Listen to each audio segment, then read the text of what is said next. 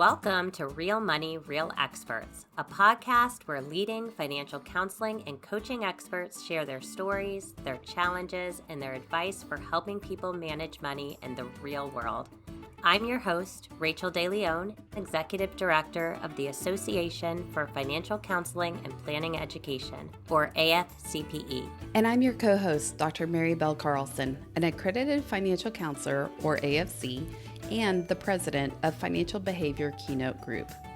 Every episode, we're taking a deep dive in the topics that personal finance professionals care about, helping clients, building community, and your professional growth. The opinions of our podcast guests are their own, which means that their stories, views, or lived experiences may differ from yours or mine. However, the one thing you will always find on this show is a common thread. Our guests are passionate about helping people with their money to improve their lives, and they believe in upholding high standards for the clients and the communities that they serve.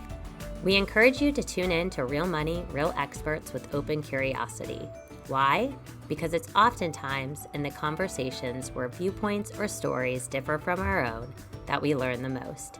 Tiffany Grant is an accredited financial counselor and an award-winning personal finance blogger, podcaster, coach, educator, and owner of Money Talk with Tiff. She has been featured on Yahoo Finance, CNBC, Business Insider, MSN, and Essence as an expert on side hustles, business, and money. Tiffany has helped many people become more in tune with their money by providing financial education in a down-to-earth and relatable way. She graduated with a Bachelor of Business Administration and Management from the University of North Carolina at Pembroke. In addition, she holds a Master of Business Administration from the University of North Carolina at Greensboro. Tiffany also holds the SHRM CP designation and is a Lean Six Sigma Yellow Belt. Tiffany, welcome to the show.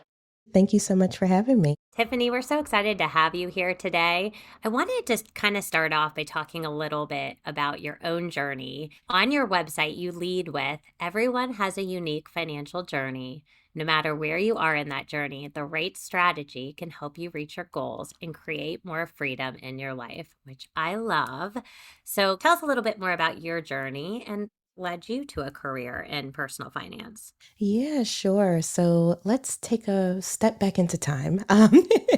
And so when I was younger, going through the 2008-2009 crisis, that was like the first pivotal moment in my financial journey. And I say that because I saw a lot of my close family members go through bankruptcies, foreclosures, all types of stuff during that time. And so that actually made me terrified of credit, to be honest with you.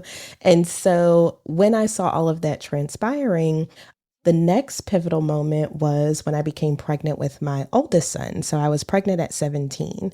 And it was at that moment where I was like, okay, I have another human being that's going to be depending on me for quite some time. And so I need to figure out, how to get things in order. And so I started around that time, I started reading like Kiplinger Personal Finance, Money Magazine, reading all the finance blogs and listening to the podcasts and all the things. And I just started engrossing myself in, how to save money, how to make more money, everything related to money. And then later on, so let's just fast forward a little bit. I now had two sons, I had two kids, and I was barely making ends meet. And that's why I tell people, it's not just if you know better, you'll do better, because I knew all the things. I just was not putting it in practice either. And so I was working a couple of jobs and living refund check to refund check. So not even paycheck to paycheck. It was like tax refund to tax refund. And I was like, okay, Tiffany, even though you're terrified of credit, you have to have credit to get credit. And so I went and I applied. This was another pivotal moment. I went and I applied a local credit union where I was banking with them since I was like 16. So I was like, oh, they've seen my account. They've seen I've never went into a negative, that type of thing. And I'm only asking for $200.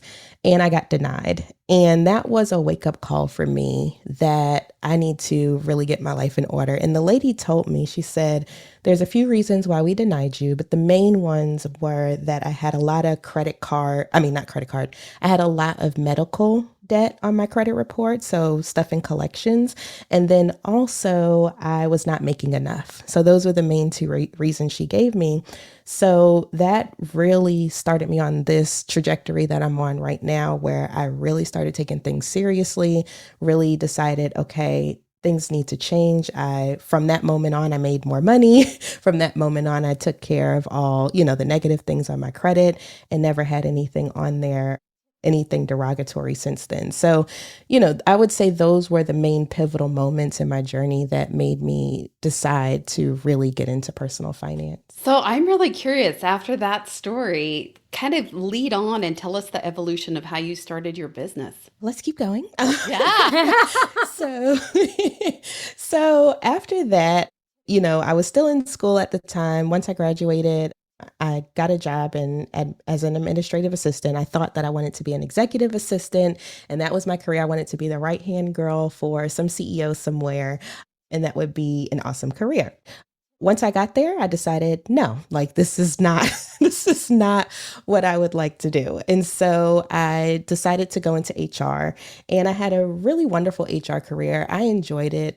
And of course, I'm fast forwarding a few parts, but I got started in HR. And while I was in HR is when I started Money Talk with Tiff. And the reason was I was on a journey to be debt free by 30 at that point. And I said, you know what? If I can put this out there, to the world, whoever, even if it's just one person down the street reading it, like at least it's like, okay, one person is invested in this journey that I'm on in my mind. And so it'll help hold me more accountable. So that was one reason. And then the second reason was people kept coming to me and asking me all of these money questions. And I realized I'm like, well, if people keep coming to me and asking me about this, they must see something in me.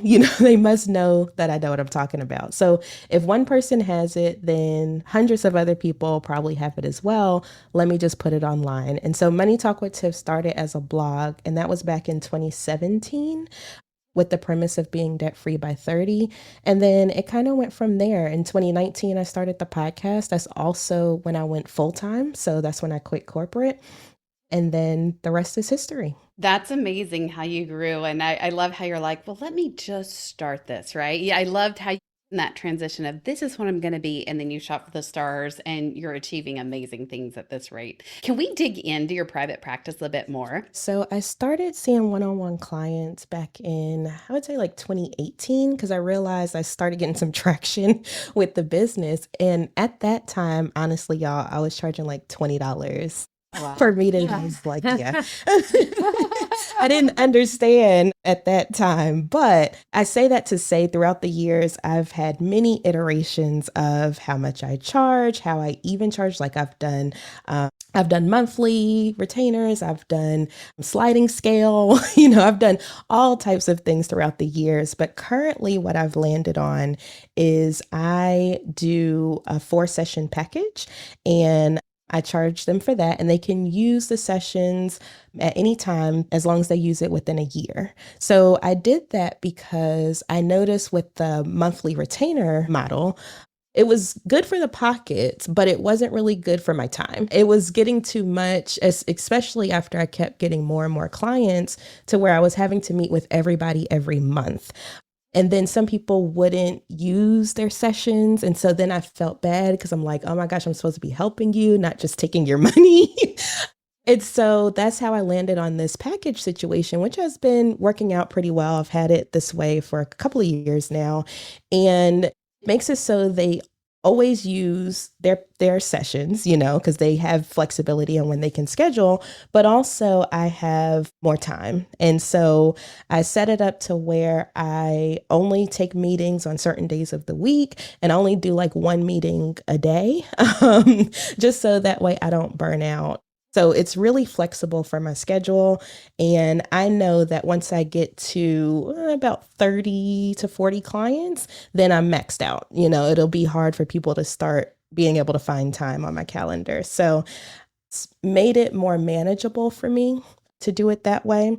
And when I'm working with my clients, we absolutely start with our goals. We start with our goals, we start with our values, then we work into the budget conversation. If they're dealing with massive debt, I help them get through the psychological aspects of that. I do a lot of work with the mental aspect of money, and there's different tips and tricks that I use with my clients, but I realized very early on that was my first blog post. That was my one of my first podcast episodes is all about psychology and the mental aspect. And so that's where I start with my clients as well. I think that's great. Tiffany, I really love how you took the time to explore your pay scale and your model. I think what's really unique about yours is you're not only protecting your time and what you need, but I think by making it more agile to the client, you're giving them what they need too. You're not forcing them into necessarily a model that wouldn't work for them. So I think there's savvy on both sides.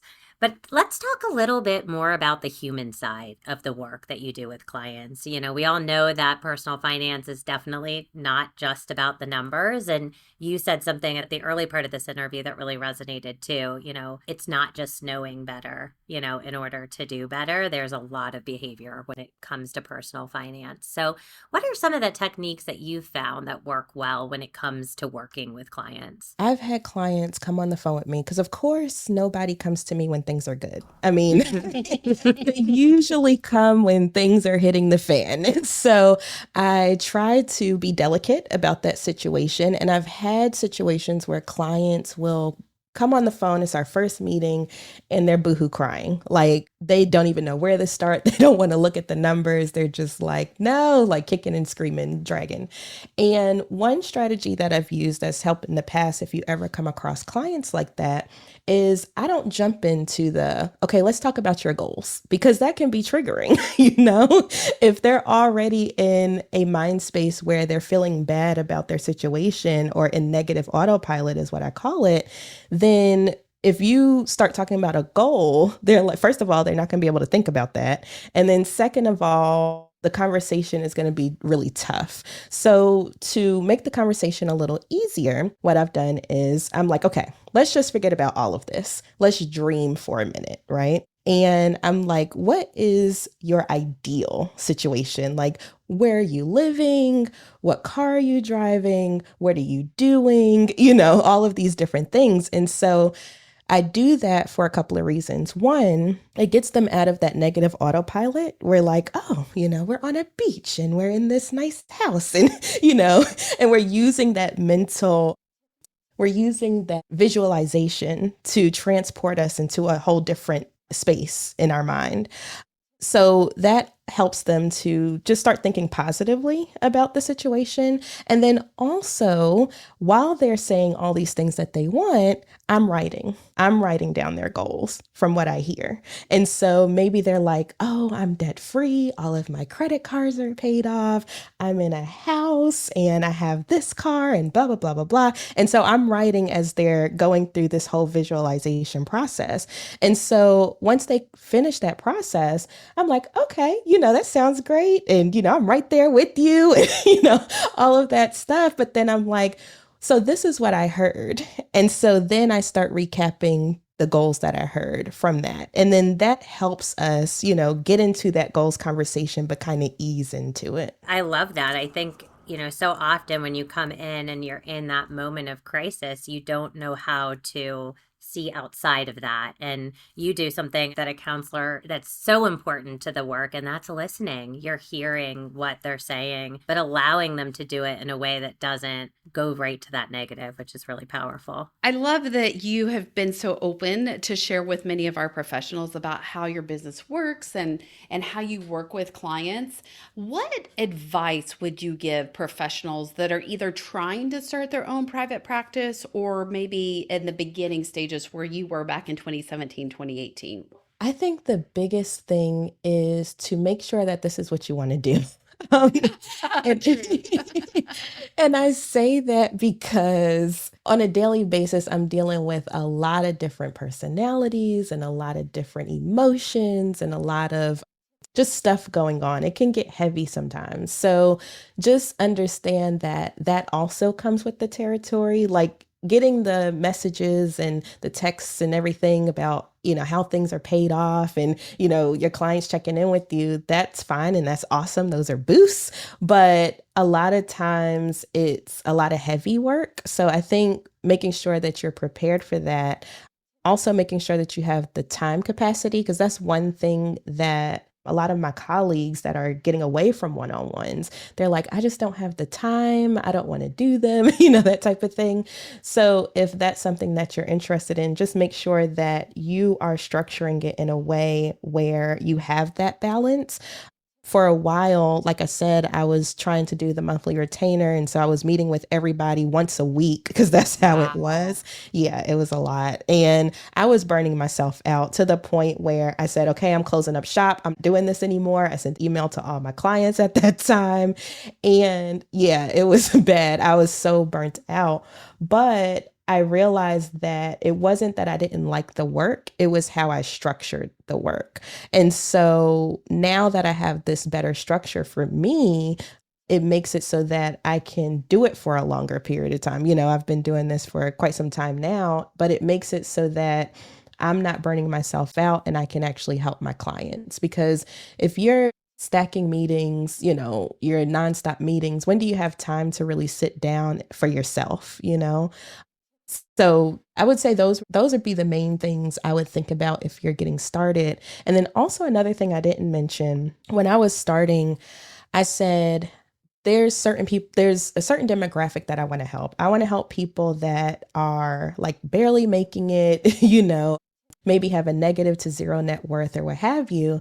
And when I was telling, like, for instance, my CFP friends, they're like, well, Tiffany, how are you going to make money? And so, right, because that's always a balance. But what I decided very early on was that my money is going to come from brands and corporations in the form of speaking and sponsorships and things like that. And that's, I could leverage my blog and my podcast and all that stuff for that.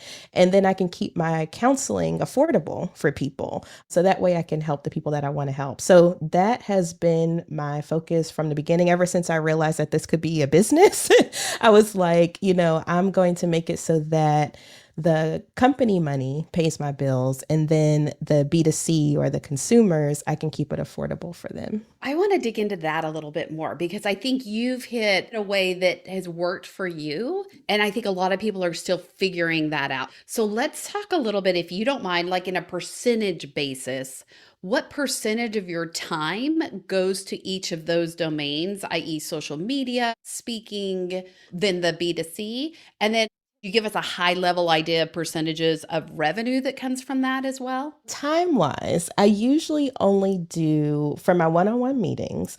If my calendar is fully booked, I do maybe like 4 meetings a week. Okay. So those are like 1 hour meetings or so.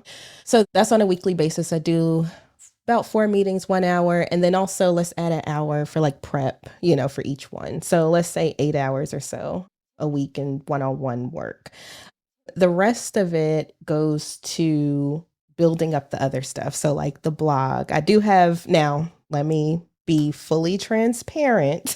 I've worked myself up to a point where I do have a team that supports me. So right now I have about 7 contractors that work under me on the blog and the podcast side. So I do have help there. Okay. So let me just preface by saying that. But in the very beginning, I didn't. But that's why I'm able now to take on so many clients, is because I was able to offload a lot of the blog and podcast stuff now. But when I was doing it all myself, I would probably spend maybe, let's say 2 to 3 hours a week on the blog. The podcast I release once a week, but I batch record very heavily. So right now I'm not even recording. A lot of the stuff that people are hearing is stuff I recorded like before, actually, like in August, July of last year. And so, yeah, like That's awesome. So, and I can get into a little bit of that if you all want. I realized when I was pregnant with my last child, my daughter, I was like, well, I want to take a maternity leave, but I don't want to leave my audience hanging. And so up until my maternity leave, I was recording, and I wasn't burning myself out on it. I do maybe like 3 to 4 recordings a week when I'm actively recording. And then I only do it for like 1 or 2 months. And that gets me to, whatever my next time is. So like, for instance, I only open my calendar in December because I'm currently studying for my PhD. I didn't mention that, but Oh, wow.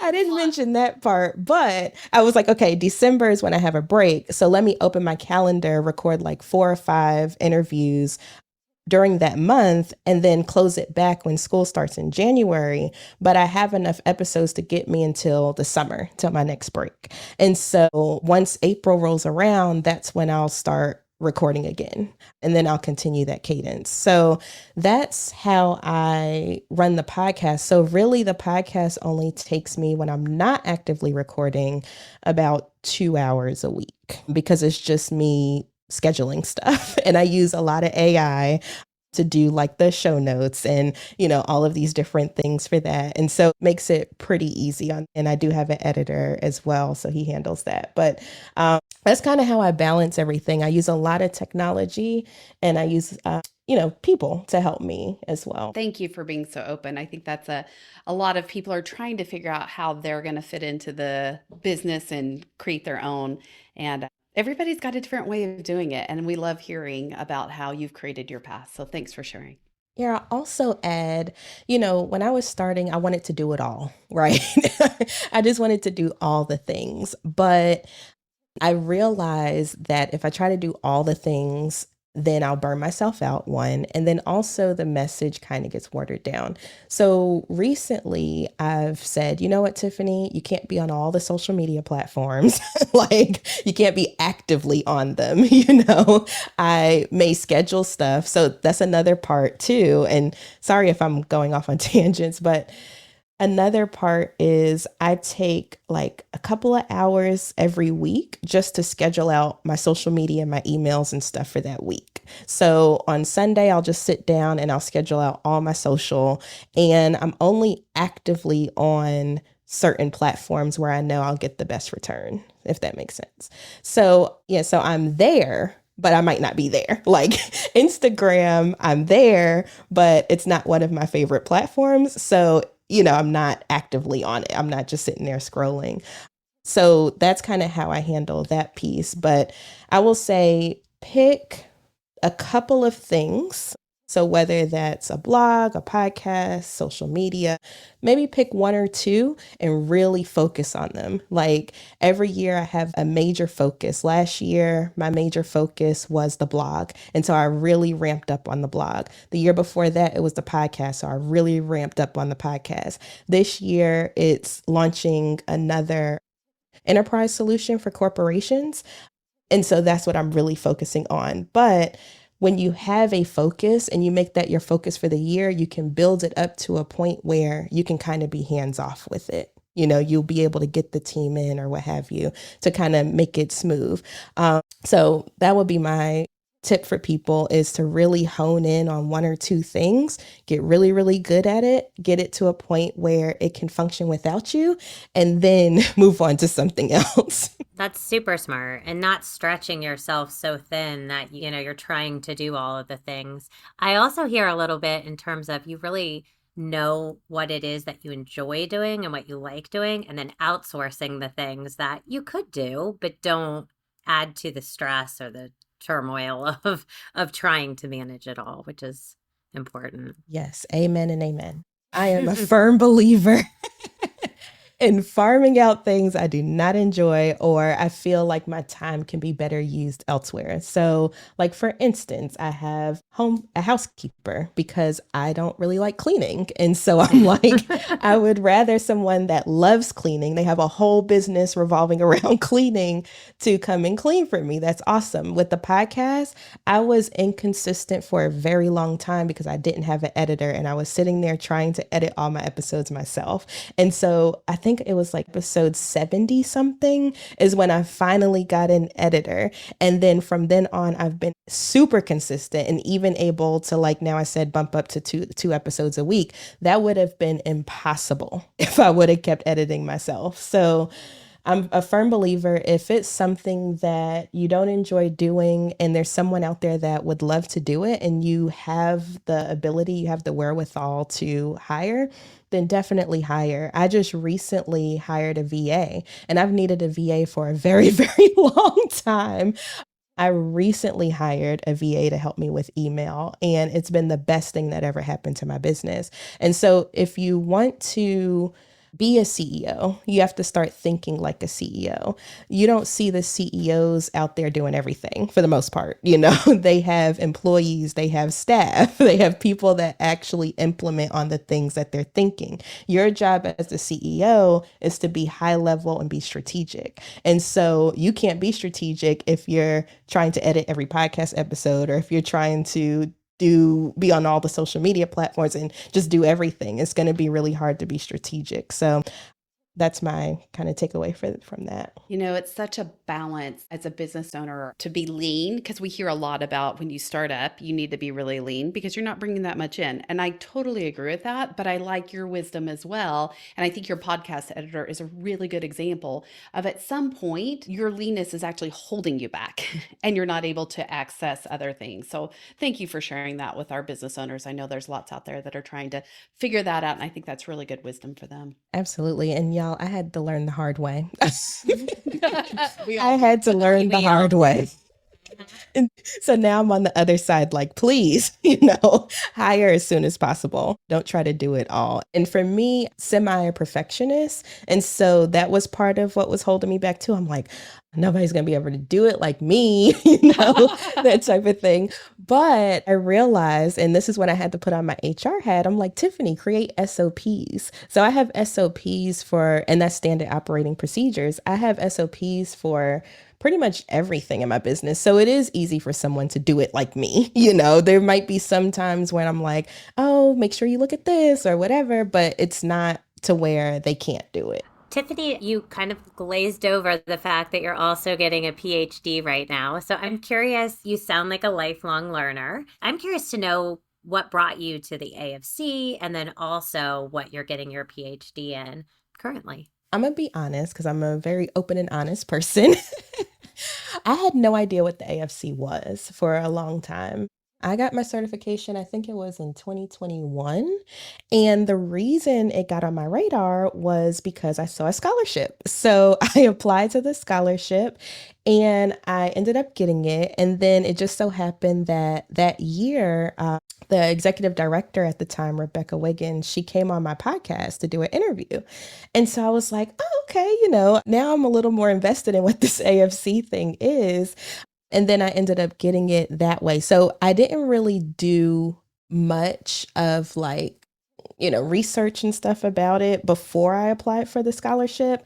But after I got the scholarship, I said, oh, this is, this is something that really falls in line with what I'm already doing. And it's also pretty much as respected as the CFP without having to go through the whole CFP process. And also I don't want to do investments and stuff. So that didn't really fit as well. But I used to study for the CFP back in 2018 or so, and I let that go. So I'm like, ooh, this will finally be a financial certification that I get that fits what I'm doing.